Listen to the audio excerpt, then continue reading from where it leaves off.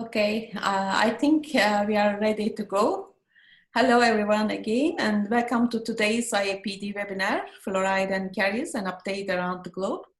Thank you for taking time out and being here today. My name is Figen Seymen and I am the Education Committee Chair of IAPD. And I'm pleased to introduce today's speaker, my dear friend. It's a big honor for all of us, Associate Professor Katerina Cavadia. Dr. Cavadia received her certificate in pediatric dentistry and master's from the University of Connecticut, her PhD from the University of National and Kapodistrian University of Athens, and she's a diplomat of the American Board of Pediatric Dentistry. Currently, she is the residency program director at the University of Louisville, Kentucky. She is a member of the IAPD Scientific Committee and has been involved in the IAPD fluoride recommendations. Thank you once more, Katerina, for agreeing to present the webinar. It's a very big pleasure for us, and welcome to the IAPD webinar platform. Thank you, Figen. Thank you. Sorry? Thank you for the introduction. Thank you very much. Before I hand the microphone over to Dr. Cavadia, I would like to inform that, as usual, question and answer session will be at the end of the webinar. And please enter your questions in the question and answer box, and we will get to as many questions as time allows. There will be a live stream on Facebook, and today's webinar is being recorded as usual, and we will be able to share it on the IAPD website with you as soon as possible after the event is complete. And we welcome you to revisit the content yourself and with your colleagues. And now, without further ado, we will turn the time over to Dr. Cavadia. Katerina, it's your turn now. Thank you very much. Thank you very much. Can you see my screen? Can you see my screen? Yes, okay. Well, hello everybody. I'm very pleased to be able to do this webinar as a member of the Scientific Committee of IAPD, and I welcome you all from Louisville, Kentucky, all my friends and colleagues around the globe. Well, our committee has Dr. Tinonov is our chair, and we are the rest of the members, as you can see, from all over the world. And we have started working from last year on recommendations on different topics that are of high importance for pediatric dentistry. One of them was the fluoride. You can find these guidelines for clinical practice in the IAPD website. As you see, it's under education on the featured articles. And these are the recommendations for the fluoride caries prevention, and we're gonna go through them. And I have to declare I have no conflicts of interest to disclose, because there are some photographs from products, mostly photographs from the internet. And the aim is to give an update on the fluoride guidelines around the world and present the evidence of anti-caries effectiveness for the different fluoride modalities. And for systemic fluorides, community-based and home-based, and for topical fluorides, either at home or in office. In order to create this lecture and these guidelines, we studied the guidelines that were available to us from the internet, and they're all English speaking. And this is the APD guideline, the Australian guideline, Canadian guideline, EAPD guidelines, England, Public Health England guidelines, and of course the WHO. Well, the outline of this lecture is going to be the fluoride caries, the fluoride modalities, and the protective mechanism on the enamel and the antimicrobial effects of the fluorides. Well, the fluoride effect on enamel, as we all recall from our dental school years, fluoride inhibits the demineralization and enhances the remineralization. It has a strong affinity with apatite. And when fluorohydroxyapatite is formed, this remains stable until the tissue is resorbed, remolded, or otherwise metabolized. And These are enamel lesions that fluoride is believed to be able to remineralize, but these are all lesions that do not have any cavitation or disruption of the continuity.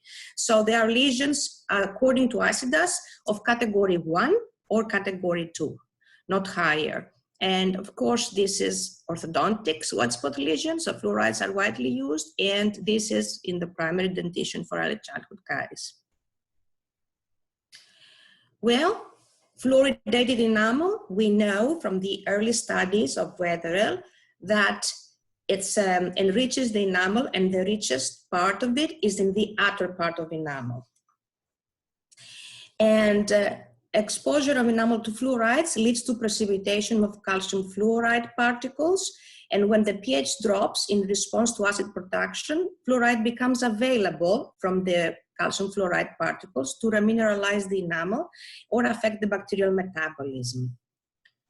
And this is electron microscopy photographs of calcium fluoride nanoparticles in an article I found very interesting that says that not only is fluoride released from the calcium fluoride particles, but also it may act as a potential antibiofilm against Streptococcus mutans adhesion on the teeth. Now, there's a lot said about the systemic versus the topical effect of fluoride. And fluoride, we believe for many years, it's directly incorporated if we ingest it systemically into the developing teeth. And however, for the latest years, we mostly think that this effect is mostly topical because fully developed teeth bathe in fluoride for months before their eruption. And also fluoride goes into the clavicular fluid and the saliva through the plasma. So yes, it's systemically distributed, diffused, but actually it's the topical effect that gives us the benefit. And also fluoride inhibits the metabolism of bacteria. So it's not only the effect on the enamel. And this is a very well known to all of us diagram that shows the glycolysis of bacteria and shows in the orange areas is where fluoride is affecting the PEP-PTS system transport of glucose inside the cell, as well as inhibits the enolase. And this way, the product, the lactic acid, is produced in less quantities, or even other acids that are less acidic are produced, and it helps in the caries protection. Now, let's go to the modalities, to the different modalities. So systemic fluoride and community-based water fluoridation facts. Water fluoridation is the controlled adjustment of the natural fluoride concentration in community water supplies and to achieve an optimal prevention of caries. The recommended concentration ranges around the world from 0.5 to 1.1 milligram per liter. And this is adjusted according to the temperature of the countries. In warmer countries that people drink more water, it's lower, and in colder countries it's higher. For US, Australia, and New Zealand, the level is 0.7. And they use sodium fluoride, sodium fluorosilicate, on fluorosilic acid are the additives that they use in the water. It reduces decay by 35% in primary and 26% in permanent.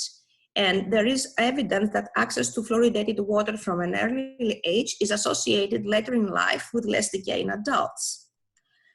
Well, around 500 million people drink fluoridated water. And these are the countries that have water fluoridation or naturally fluoridated water. And United States and Brazil are the ones that have people that drink more. And this is a map from the different states of the United States.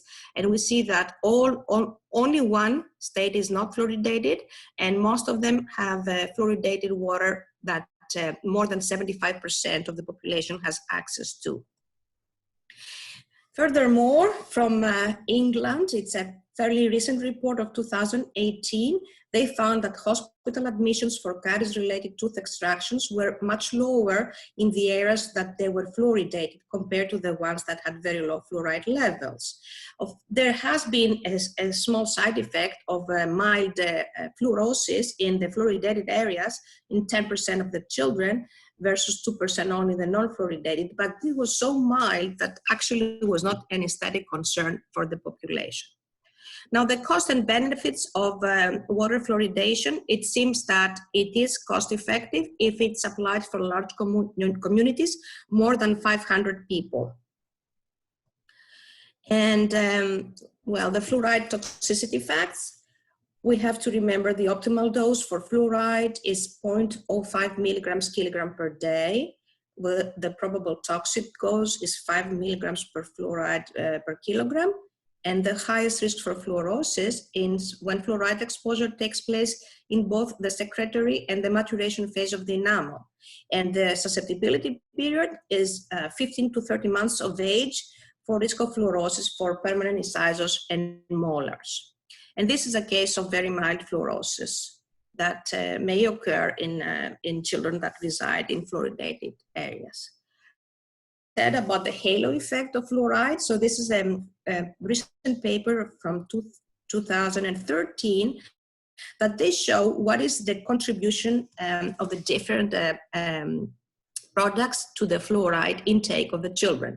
Now, for very young children up to 1 year old, we see the water is the major source. However, for older children, the green is the toothpaste. We see that the toothpaste starts to have some effect, and it's larger in smaller kids, less than 4 years old, and as the kids grow, it becomes like ineligible from swallowing. We have always to keep in mind that whatever the fluoride we prescribe, there's going to be more fluoride coming up from the food, the beverages, the toothpaste, and even the soil. So this has to be taken into consideration to avoid the toxic effects of fluorides. Well, there have been many health claims against water fluoridation through the whole years.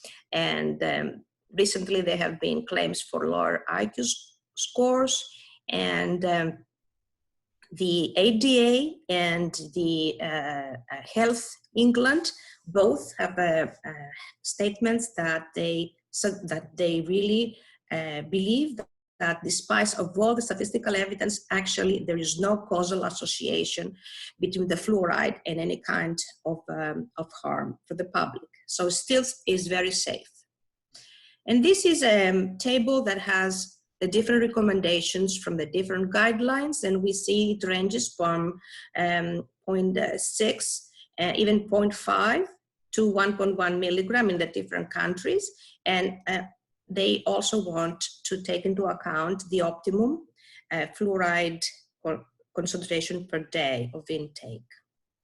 Now, what is IPD suggesting? Well, IPD suggests that the optimal fluoride levels in water supplies for the prevention and control of caries is safe and effective in reducing dental caries, as well as WHO. However, an optimal level can be obtained from different sources as fluoridated water, and we can also have it from salt, milk, and toothpaste. So let's go and see these other sources. Fluoridated milk. This is a fairly new concept that has been tested in several and has been used in the several countries, as you see on the slide here. And there are a couple of studies that they have been using fluoridation of milk for school programs. And they have found that it is effective in reducing caries. And it's more effective if it started at an early age.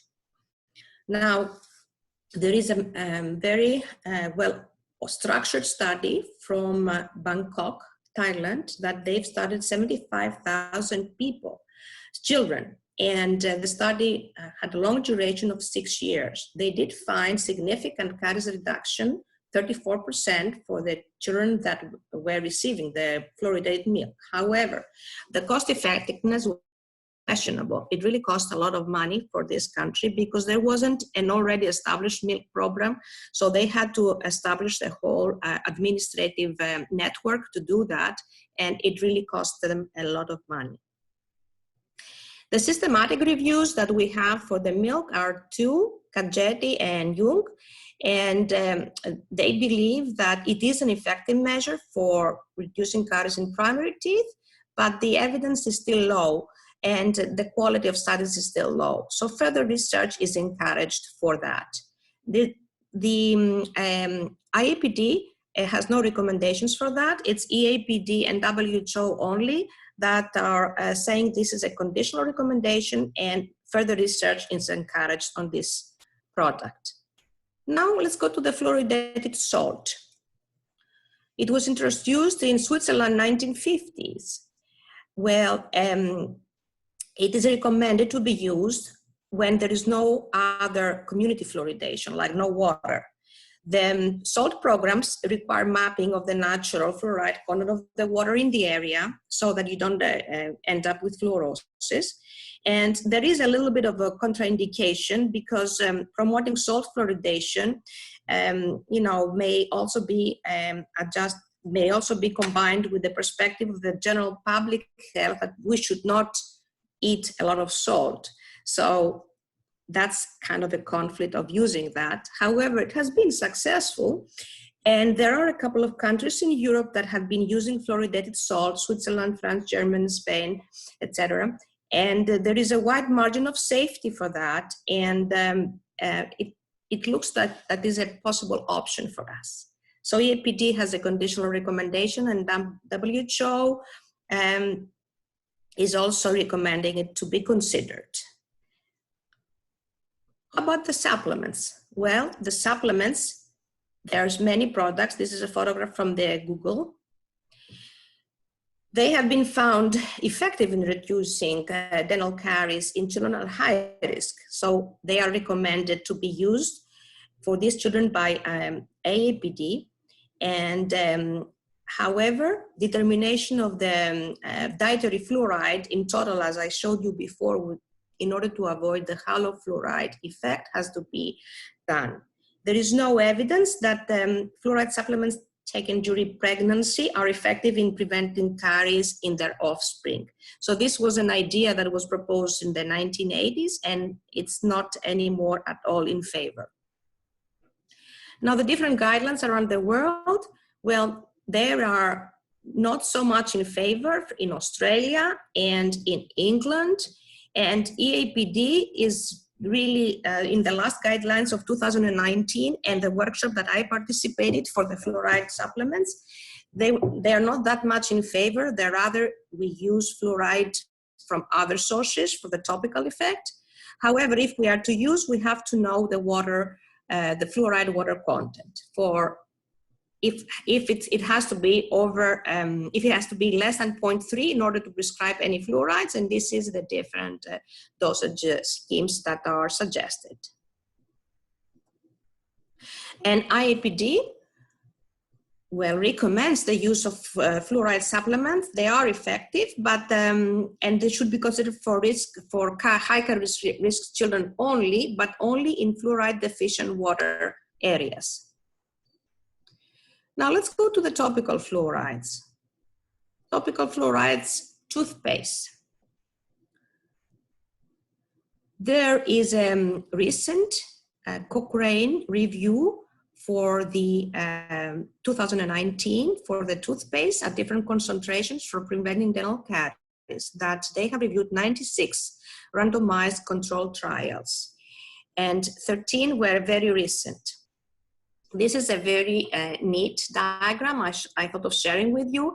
It's called network meta-analysis diagram that they start using in the meta-analysis, and it's actually description because the nodes are telling us like how many studies and participants are that they did the study with 1,000 ppm of fluoride as compared to placebo. So these were many studies. That's why the bar is thick.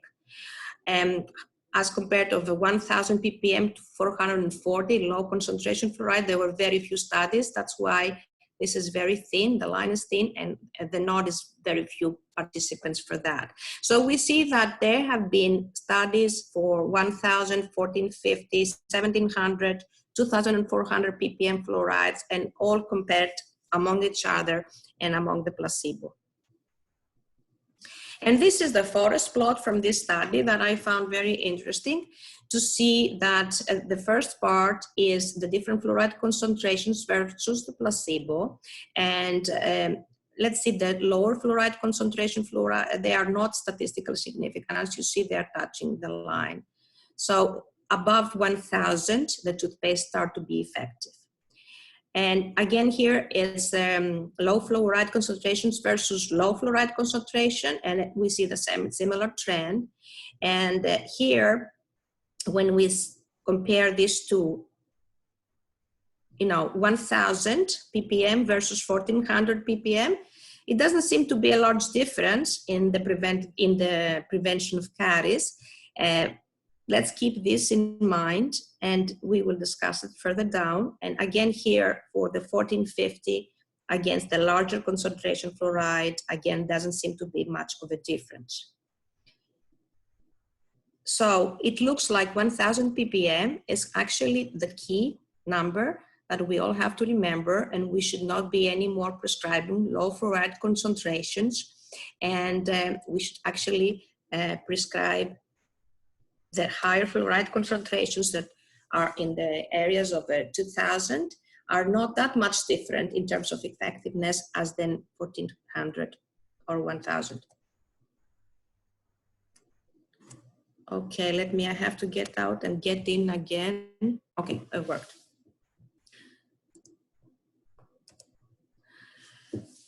And from the fluoride guidelines of EAPD, this table tells us that the preventive fractions, if we have fluoride toothpaste versus placebo, is about 24%. And when we have supervised brushing by the parents, it's another 11%. And brushing twice a day, it gives us a 14% preventing fraction.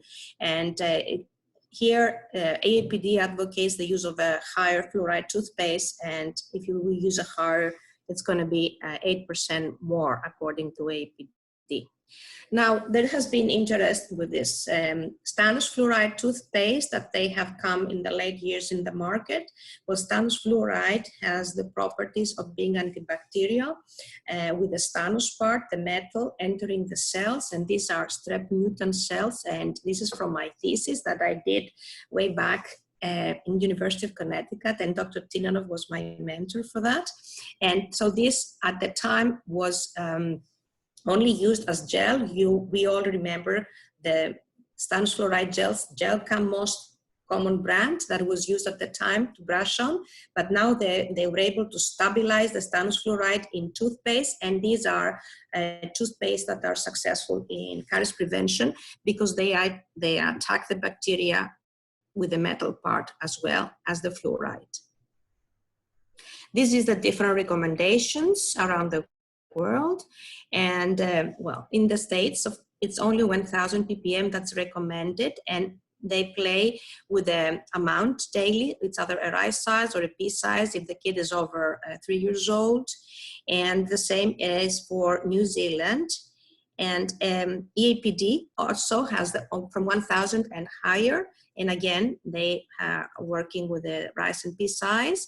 And Public Health England, well, again, for younger kids, 1,000 ppm, and as the kids get older or the risk of caries increases, they advocate to use higher concentration fluoride toothpaste. So as we see, as the years went by, we are recommending to use fluoride toothpaste at least twice a day, so the frequency is important. And also the good practice guidelines is not to rinse after using the toothpaste, just spit out and not to rinse, so that we can have the benefit of the fluoride, on the local part of it on the teeth for longer times.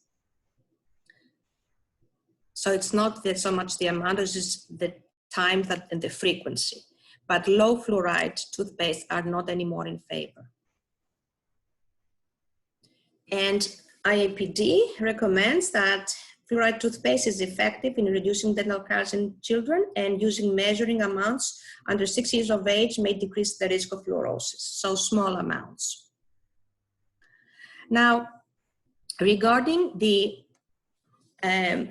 mouth rinses, Well, for the mouth rinses, there's no evidence to use them for primary teeth, so they are not recommended at all in any of the guidelines. And the weekly mouth rinse, the 900 ppm fluoride, there is some conditional evidence that can be effective. So this has been started to be advocated as a high fluoride product for home use. And IAPD recommends that this 0.09% mouth rinse is effective in reducing dental caries, and WHO advocates to use these mouth rinses in school programs and in communities with low fluoride exposure in their water. And there are concerns for the ethanol content on some of these mouth rinses. However, most of the different companies have made products that do not contain ethanol anymore. And the caries reduction from mouth rinse is proposed to be about 26%.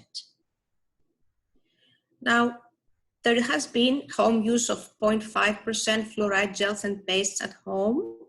And that was even before the high fluoride toothpaste that we currently have in the market. We had this for many years in some of the countries. And the evidence is that for the high fluoride toothpaste, 500 ppm, there is only one trial, but has shown quite a high preventive fraction of 43%.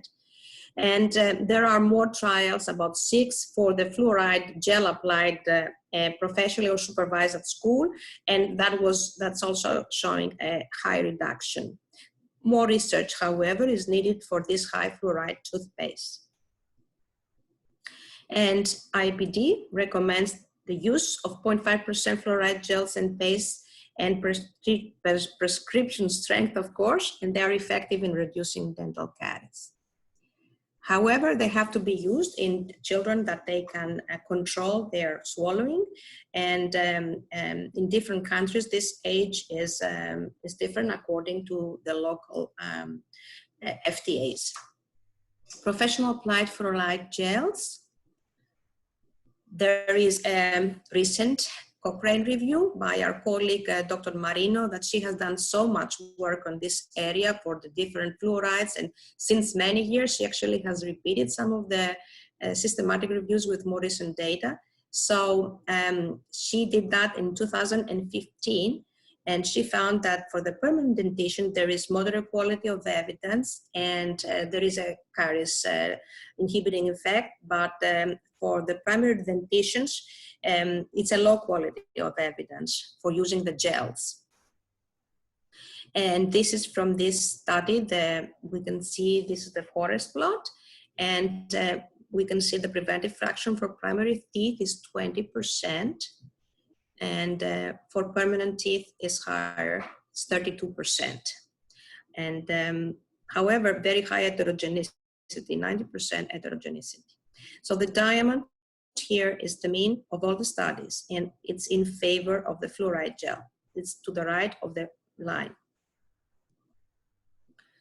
So the evidence recommendations and good practice points for the use of fluoride gels in the office.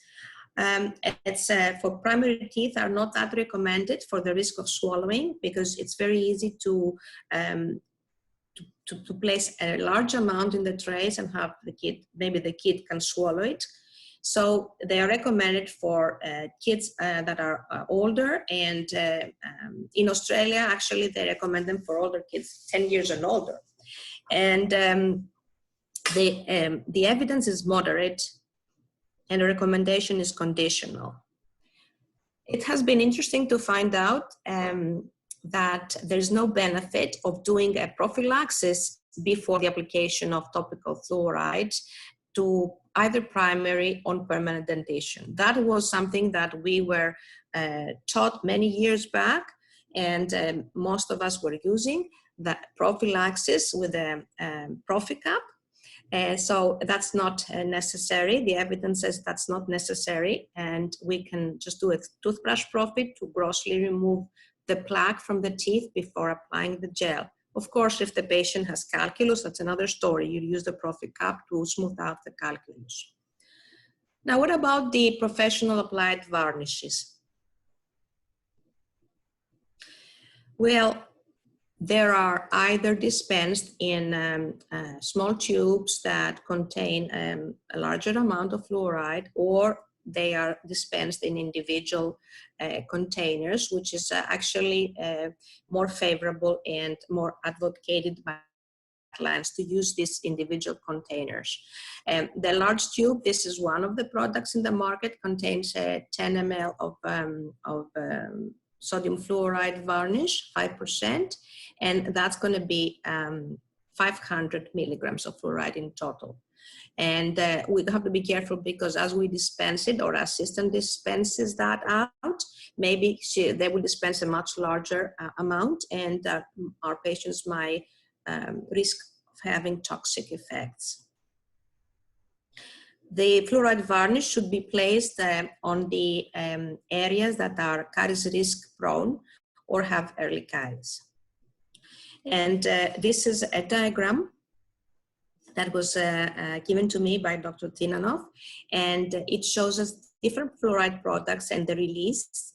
But it doesn't make so much of a difference what product you use. But we need to see here that the release, it's actually the first 30 minutes. And actually this goes with the recommendation of having our children, when they get a topical fluoride, for 30 minutes not to eat or drink anything in order to have the maximum effect.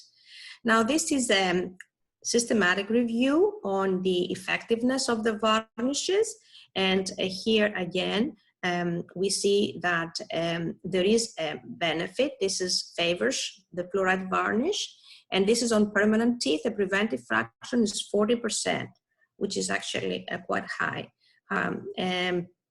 The studies, however, have a high heterogeneity, so that's why, well, the certainty is moderate, and however, it is effective for permanent. And for primary teeth, well, it's lower, actually. So preventive fraction is 17%, and the heterogeneity is lower, however. But again, they recommend, and colleagues recommend that's moderate certainty for a small benefit when we apply the fluoride varnish twice a year. And it's interesting because this is a concept that we have been using for many years, using fluorides to remineralize early lesions, but I don't think there was the evidence out there that it actually does it. So now we have this this study, which is by Dr. Lenzi and colleagues, that they used topical fluorides, and that actually they did a systematic reviews for incipient caries lesions and topical fluorides and varnish. And she found the diamond is there, it definitely favors, so it definitely works. It works on the reversal of incipient enamel caries lesions with the different, either 4 applications at weekly intervals for a month, or 2 applications of fluoride varnish over a 4 months period, were both effective in reversing active enamel caries lesions in the primary dentition. So this is another concept for the fluoride. It's used as a therapeutic agent, not just a preventive agent. So regarding the varnish, it is the guidelines, Australian AAPD and EAPD, all 3 are recommending to use it for kids that are younger than 6 years old and or younger than 10 years old in Australia. And IAPD recommends that professionally applied topical fluoride treatments, either as varnish or preparation, are efficacious in reducing caries. And it's better to use the unidosing instead of using, from the large tube, so as to prevent the toxic effects of fluoride. And now we are reaching this last part, which is the fluoride as a therapeutic agent in non-restorative caries treatment. And of course, this has to do with SDF. And SDF, there are many products in the market. Some of them was in the previous photographs. And the anti-caries mechanism is that SDF has antibacterial effects, as well as effects on enamel and dentin, and hardens enamel and dentin. And the application, this is from the chairside guide of the APD. It's after removing the gross debris and excavating caries, which is optional if you will do it or not. Maybe if you are using it for a very young kid that does not collaborate, you don't even do that at all. Well, you protect the gingiva and the gums with some Vaseline to prevent a tattoo, because if it goes on the skin, it might stain skin or gingiva. You isolate the teeth and dry the lesion and apply with a microbrush for 1 minute, 30 seconds to 1 minute, only 1 drop, you don't need more. And you remove the excess and you follow up the patient in 2 to 4 weeks to see whether there was a caries arrest, and then you can restore with GI on top of it. Now, SDF application is for dentin caries, for cavitated caries. A lot of people use that for enamel caries, but this is not what the recommendations are for, and there has not been no research for using SDF for enamel caries. So 1 drop is enough to treat 6 teeth, and 1 drop is much, it's very safe, as we can see here from the numbers. 1 drop contains 9.5 milligrams of silver diamine fluoride, while the actual toxic dose is 520 milligrams per kilogram. So we are well below that, and there is no risk of toxicity, but we have to be careful and use whatever the recommended dose is. And these are photographs from the University of Louisville Clinic from our residents, and that they provided us these photographs. And these are like typical cavities that you can use. Of course, the side effect is the color. It makes it black, but it's a useful tool for specific cases that you cannot treat otherwise. Behavioral problem or health problem that you should not be treating. Now, what is the evidence? The evidence, again, there's a recent systematic review from 2016 by Gao and colleagues, and they have reviewed 19 randomized controlled trials, 16 on primary and 3 on permanent. And they have found that, interestingly enough, the diamond is not exactly clear that it's really effective. So there is, you know, this is for caries arrest, okay? All studies were rated as low quality of evidence and high heterogeneity. And the treatment arrest in the arrest in the treatment group was 72%. However, look at that, there was arrest in the control group also. So some arrest occurs anyway with natural means, saliva, fluoride that contains from the fluoride toothpaste or the fluoride sources. So we've got to be very careful for that. More research is needed on the use of SDF. This is another study that was published in 2018 that studied the SDF on the different parts of teeth. And it looks that it's much more efficacious if you use it in upper anterior teeth. You see 73% in 24 months and caries arrest, and a little higher in 30 months, and in the anterior and the lower even higher. So I guess it's a matter of accessibility maybe. But, you know, there is large difference because in the posterior teeth, for example, in the upper posterior, it's much less, see, it's 40%. And as well, here is the annual application versus the semi-annual. So the semi-annual application twice a year gives more success, higher success. So that's actually the recommendation, to apply this twice a year. And this is the possible side effects. Of course, is blackening of the teeth. And well, here, this was a child that was totally we're not able to the behavior was a big issue, and the child had a very hard time to cooperate, and there was no other option.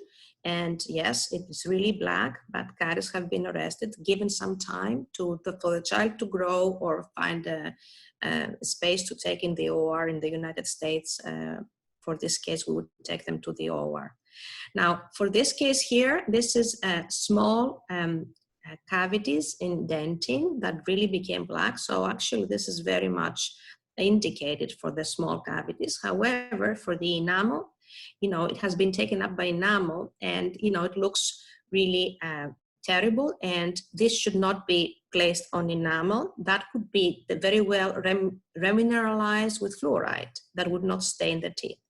And this is another example of the side effects, that this is a wrong use of SDF that was used for enamel caries. Was decalcifications that they absorbed the SDF, and this should have been treated with fluoride varnish that would have given no discoloration, but would definitely have given remineralization.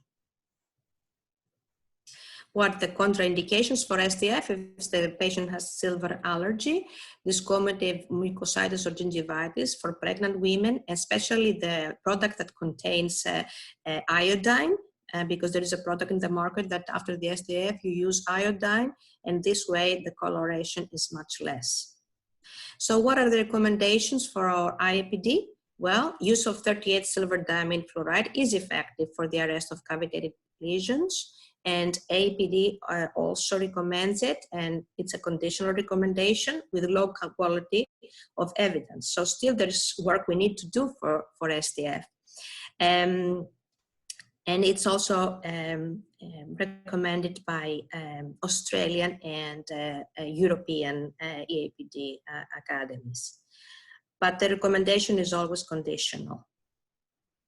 So in conclusion for this presentation, community-based fluoridation, water fluoridation is a safe and effective community measure, but concentrations have to be kept at low levels and so as to receive the optimal fluoride levels for uptake. Milk and salt fluoridation are alternatives to the community water fluoridation that merit further research. Fluoride supplements have a limited use for high-risk patients when other topical sources are not available.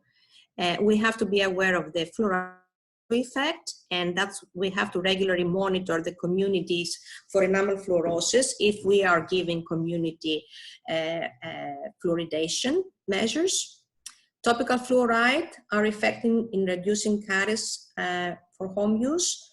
Fluoride toothpaste, 1000 ppm or higher are to be used. The higher fluoride concentration toothpaste are effective, and the gel rinses in reducing caries. Now, for professional use, topical fluoride gels for children that are over 6 years old, and fluoride varnishes for younger children. And fluoride as a therapeutic agent in non-restorative caries treatment, it's a new concept that has been investigated for the last years in the whole world. Many years ago, it was used in some countries, I think Japan, but now it's a new concept. So a child like this one, this is a photograph from my residency times from a 3 years old that had these class 5s, and I treated with composites at the time. So I had to give local anesthesia, put the rubber dam on, and have the child to put through this experience. Instead, this could have been treated today with SDF and combination in the 2 central teeth with fluoride varnish, because these are non-cavitated white spot lesions. So the dentin exposed lesions would have been treated with SDF, and that would have made the life of the kid much easier. And on top of the SDF, after the cavities are hardened, we can place GI to make a little better the aesthetics. And concluding my presentation, I would like to say hello from all our department here in Louisville, my colleagues and our residents. And this is a photograph from our Christmas party, and this is from us visiting the Capitol Hill to advocate for the children's oral health in the United States. That was a wonderful experience that we happened to visit senators and congressmen of our state and advocate for children's oral health. And now I'm ready to take your questions. Thank you very much for listening to my presentation. This is my email. If you want to email me, and you're all welcome to come and visit us here in the US, in Kentucky. Thank you. Thank you very much, dear Dr. Cavadia. It was an excellent and very informative presentation, and everybody will be happy to visit you, especially in these times. We know that many people around the world are in action against fluoride, and this issue is very important for all of us. And fluoride is an outdated subject. I must say I'm personally also very happy that this topic is included in the IAPD webinars. On the other hand, it's very sad also that SDF is not available in most of the countries, and I think it may be very helpful, especially in these key times. I will go ahead and take some time for questions now. It looks like we have a lot of questions already. The attendees are writing. Kelly is asking, when fluoridating milk, doesn't the fluoride bind to the calcium in the milk, rendering it ineffective for preventing caries indentation?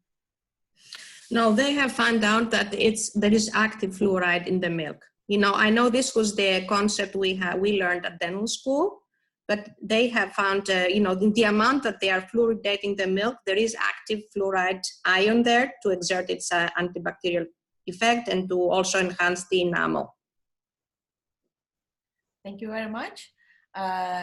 Soboleskmi is asking, any recommendations regarding use of SDF while restoring teeth with whole technique? It can be combined. It can be combined. However, you will only do one application, because then you're going to put the crown on, so you won't know really whether it remineralized or not.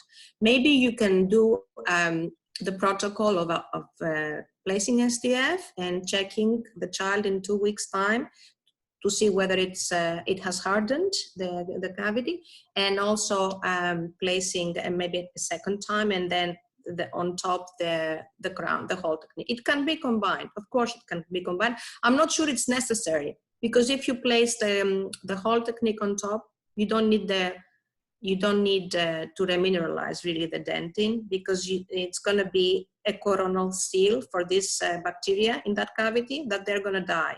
That is the concept of the whole technique. It gives you the coronal seal that would change completely the flora there. Actually, we make it, you know, make the bacteria die. So the caries are not going to advance, you know. So I don't, you can combine it, but I'm not persuaded it's necessary. Thank you very much. Your views, Amar is asking, your views of agents like nanosilver fluoride and potassium iodide along with or instead of SDF?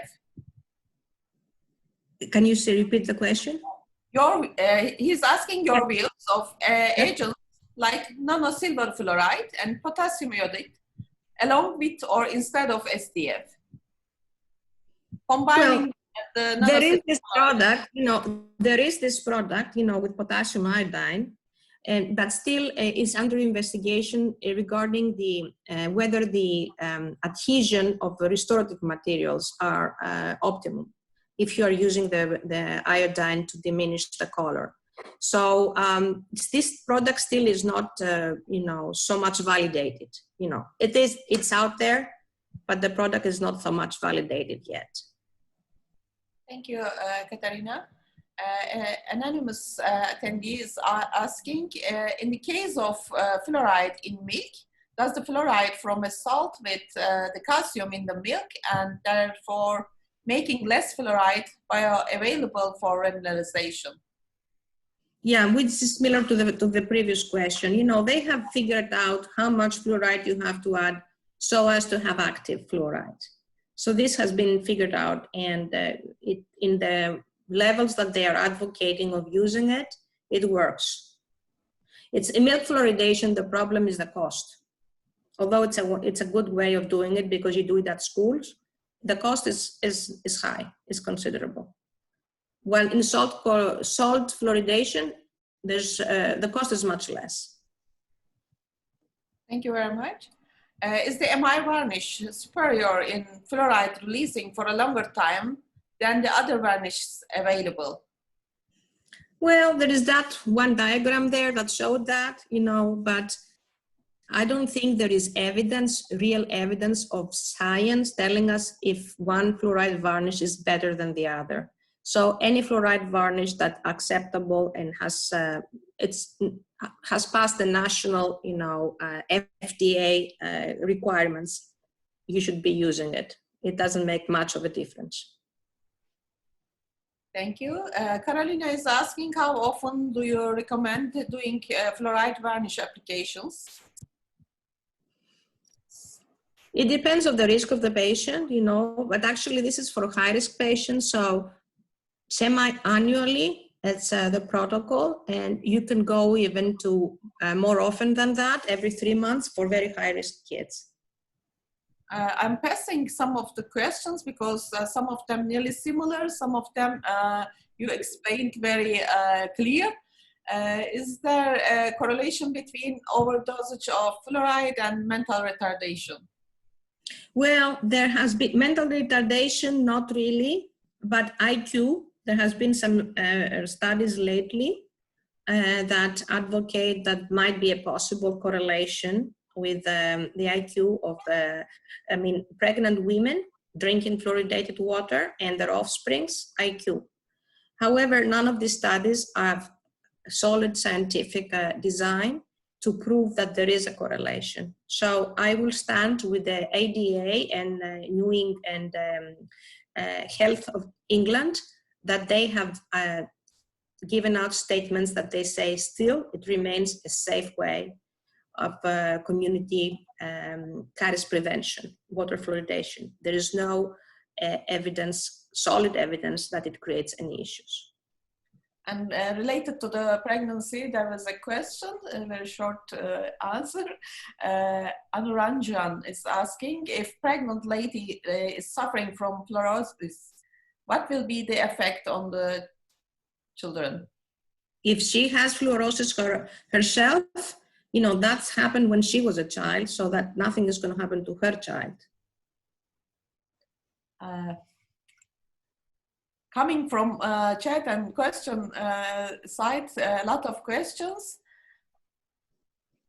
Some of the attendees requesting the PDF or your presentation, and I think they will send an email to you. Can we restore, stand-up talker is asking, can we restore the tooth with glass ionomer or composite after SDF to get rid of its blackening drawback? Well, they, most of the references advocate of using glass ionomer. I mean, it will adhere better than the composite. Now, it's going to mask the effect, but it's not going to be the perfect aesthetics. It's just going to mask it a little bit. It's still going to look different and gray. I want to combine the two questions. How about resin sealant in proximal caries? What about IC dust? And also asking, icon and other conventional resin sealant can affect on which level of IC dust? Well, this is a different topic. Yeah, very different topic. Okay, it's a completely different topic. Icon is a resin infiltration product, and it's recommended. It can be used in early caries lesions when there is no cavitation, ICDAS 1 and 2, to reinforce the enamel. This is another presentation we may give next year. It's a long topic, and it has to do with the interproximal sealing concept, which is a concept that we pediatric dentists might have to start thinking about, of ways of applying, of doing it. As we do the sealants occlusally, we should find ways of doing sealants interproximally to stop early caries. But we are not there yet, and Icon It's definitely an innovation in terms of the technique that you can apply it intraproximally, but it's very, very expensive. And there is not enough evidence out there to tell everybody, go ahead and use it. Thank you. It's not this webinar's topic, but anyway, you try to give the answer. Thank you very much, Katerina.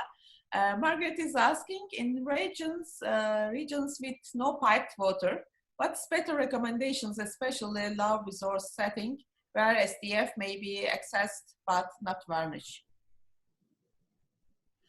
It's a little bit complicated, the question. Well, if there is no pipe, there is no piped water and there is well water, that we have to be very careful. Many times well water contains excess amounts of fluoride.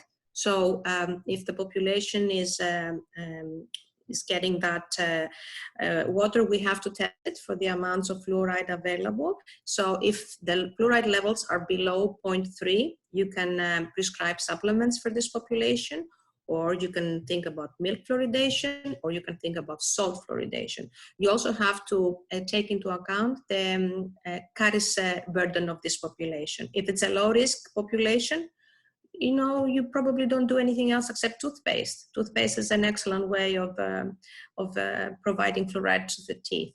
But if you have a high-risk population, you might think about community-based fluoridation. Thank you very much. Lolo is asking how to calculate the amount of fluoride according to the age and weight. Well, 0.05 milligram per kilogram is the optimum. So you have to multiply that according to the weight of the patient. And it's, you know, let's say the patient is 20 kilogram. That would be 20 times 0.05, 0.05. That's going to be 0.1 milligram. Actually, 1 milligram. 1 milligram is that it's the 1 milligram is the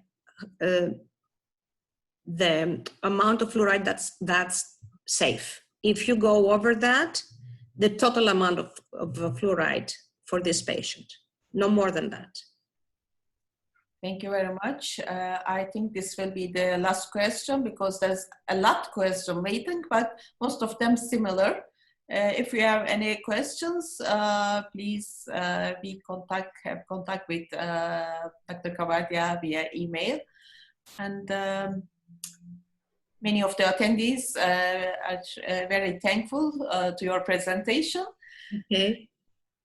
I want to find this question. Sunil is asking why dental toothpaste of 5,000 ppm was used in more than 16 years in England. This is an interesting question also. Well, I don't know. They have to ask the English people. You know, it's that's what they decided to do.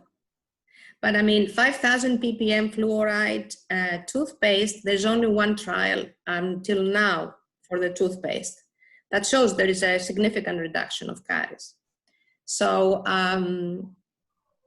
the notion that the more fluoride, the best, the benefit was out there for many years. So now we know that it doesn't matter how much, I mean, it matters. It has to be the minimum amount. It's 1,000 ppm that you can use to be effective.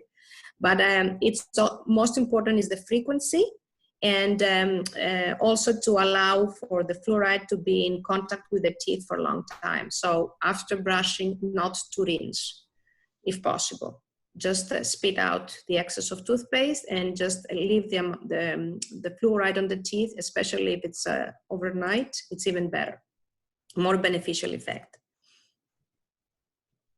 Absolutely, this will be the last question.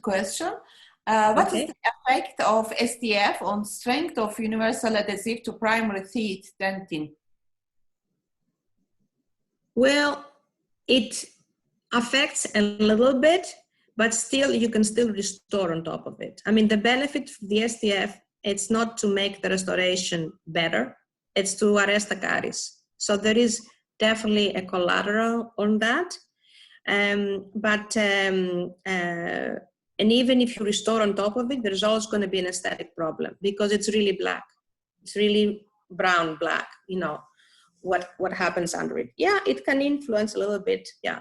But these are primary teeth, and this is the best we can do. And we have to wait at the end of the duration of the life of this tooth. And also it's a way of treating, especially now in the COVID era, it's a way of treating to avoid aerosols. And it's probably going to be more used around the world because of that, because it's a tool in our menu of treatment options that can be effective and aerosol free. So I think we're going to be thinking more about SDF than before. Although, as I showed you, there is still a lot of lacking evidence for that. So it's not the panacea. Let's be realistic. We really have to learn a lot of things about SDF. However, it's a treatment option. Thank you very much. I want to thank, first of all, you, dear Katerina Cavadia, for sharing us your valuable experience and knowledge. And before I wrap up, is there anything else you wanted to cover? I just want to say hello to all my colleagues and friends around the world. I'm missing you all. I am kind of stuck here in the US. I cannot travel. And as you all are in your countries, and I hope to see you soon in the congresses to come to enjoy our specialty, because we have a great specialty, and exchange ideas. Thank you. Thank you very much. It's also a very big pleasure for me. I miss you a lot. And me too. Thank you very much again. And dear participants, on behalf of International Association of Pediatric Dentistry, thank you for joining us today. Definitely we appreciate your feedback. Thanks again for joining us today, dear Dr. Katerina Cavadia and dear attendees, and hope to see you next week on Wednesday. The subject is injuries to the periodontal ligament of young permanent incisors, considered reflections on current protocol by Professor Monty Dugal. Don't forget to follow IAPD new website and official Facebook page. Thank you again, Katerina, and thank you all. Thank you. Take care and stay healthy. Bye-bye. Bye-bye. Thank you. Bye-bye.